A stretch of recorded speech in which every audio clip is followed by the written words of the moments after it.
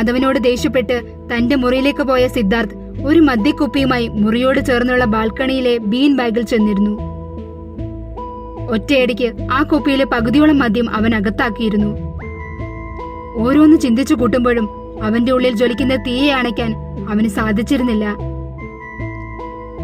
എല്ലാം നഷ്ടപ്പെട്ടവനിൽ നിന്നും എന്തെങ്കിലുമൊക്കെ നേടിയെടുക്കാനുള്ള ഓട്ടപ്പാച്ചിലായിരുന്നു ഇതുവരെ. ഈ നിമിഷം വരെ ആഗ്രഹിച്ചതെല്ലാം എന്റെ കൈപ്പിടിയിലാക്കിയിട്ടേ ഉള്ളൂ ഞാൻ. പക്ഷെ ഇവിടെ ഞാൻ പതറിപ്പോകുന്നു. ഇല്ല, ഞാൻ ഒരിക്കലും തോറ്റുകൊടുക്കില്ല. വേണം അവളെ എനിക്ക്. എന്ത് ചെയ്തിട്ടാണേലും ഞാൻ നേടിയെടുക്കും അവളെ.